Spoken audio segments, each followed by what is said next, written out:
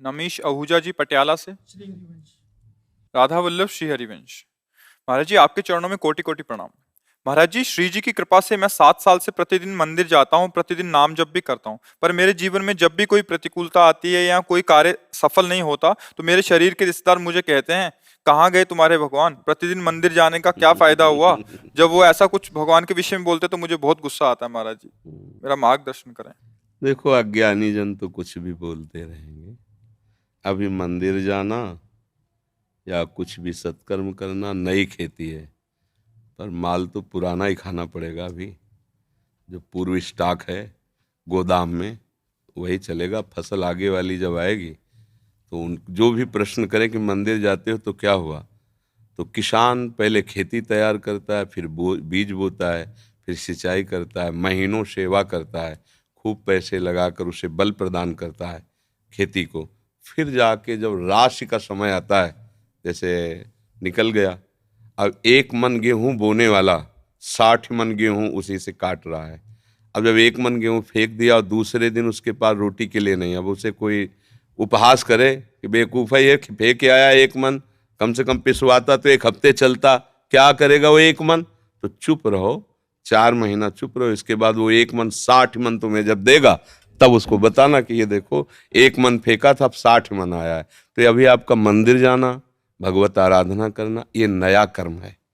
ये जब फलीभूत होगा तब तक पता नहीं वो देखने वाले रहें कि ना रहें क्योंकि कोई भी खेती तत्काल नहीं होती ना।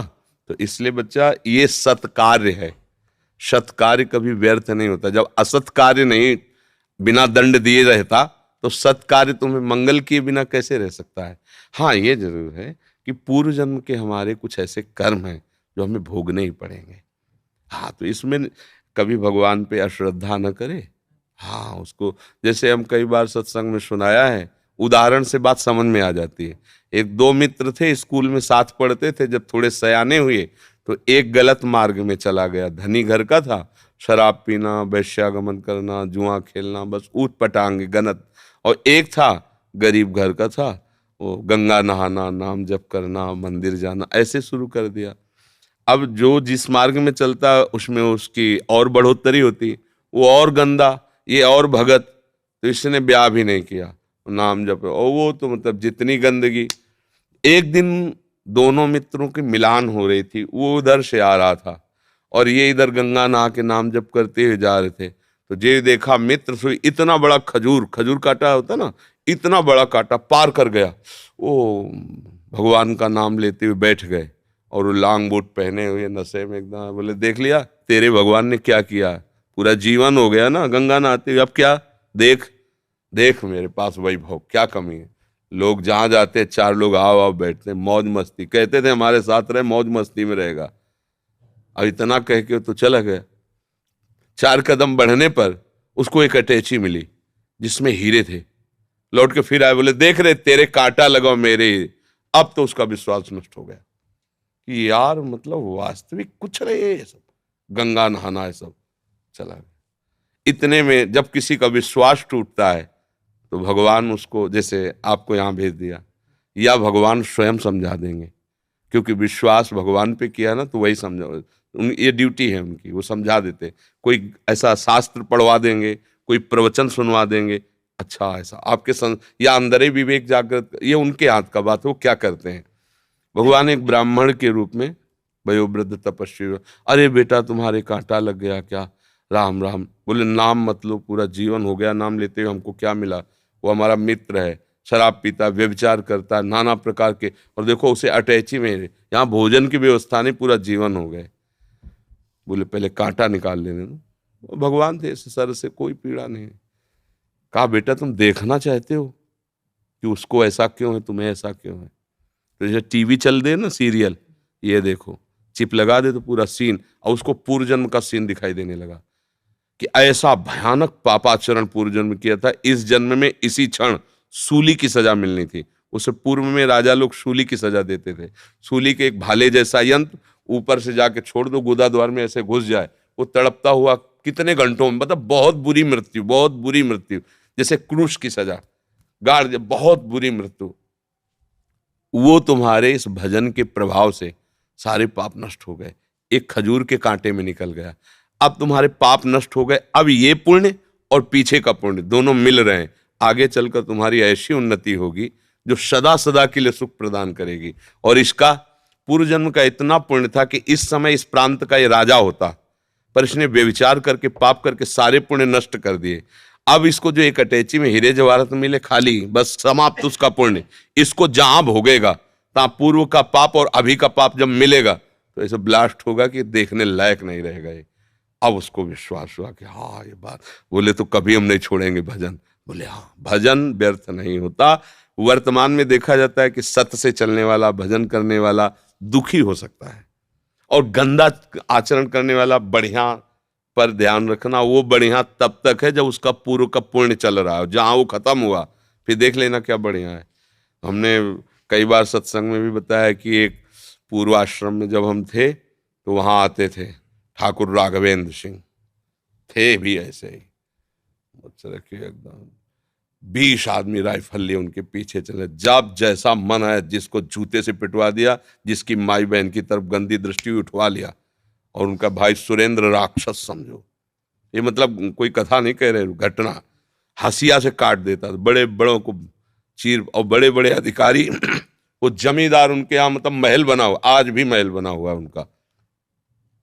समय जब गिरा तो बड़े वाले को एड्स, राघवेंद्र सिंह को। अब मुंह छुपाए, कानपुर में दवाइयां चल, वो मरा। जे ही मरा तो विरोधी जनों ने चील की तरह छोटे वाले को नोच डाला, वो मरा। अब सारी जागीर में केवल बहुएं, वो भी खेत नहीं जुत सकते क्योंकि हजारों को पीड़ा दी थी ना। परती पड़े, परती माने कोई जमीन में अन्न नहीं उपजा सकता, खाने को दुर्लभ है, कोठी में रहते हैं, कोई सहयोग करने आ गए ना। रावण की खोपड़ी को जब बंदर लात मारते थे ना कटी हुई खोपड़ी, तो मंदोदरी रो के कह रही थी, राम विमुखस हाल तुम्हारा और रहा न को कुल रोवन। एक समय था कि जब चलता था रावण तो पृथ्वी कांपती थी, दिग्गज चिकाड़ते थे। वही भगवान के विमुख जब हुआ तो लात मारते थे खोपड़ी में, फुटबॉल की तरह रावण की खोपड़ियां। हाँ, राम विमुख हाल। तो हम लोग क्या वर्तमान को देख करके अंजाद लगा लेते हैं गलत है या सही। वर्तमान में सही चल रहा है पर बार बार उसको धोखा खाना पड़ रहा है तो लगता है सही कहाँ है, गलत चल रहा है। और वर्तमान में गलत चल रहा है, बार बार उसकी प्रोग्रेस उन्नति होती चली जा रही, ये मार्ग सही नहीं, नहीं भूल नहीं। सत मार्ग कभी गलत नहीं हो सकता और गलत मार्ग कभी सत्य नहीं हो सकता, और सत्य की कभी पराजय नहीं है। थोड़े दिन देखो, पांडवों को वनवास हुआ लेकिन हस्तिनापुर का चक्रवर्ती सम्राट का अभिषेक महाराज युधिष्ठिर को ही हुआ, काट के फेंक देंगे पूरा परिवार कौरवों का, है ना। थोड़ी दिन के लिए दुर्योधन दुशासन सब फूल रहे थे, वो बेचारे कष्ट पा रहे थे वन में, लेकिन परिणाम भगवान श्री कृष्ण और धर्म जिसकी तरफ है, जय उसी।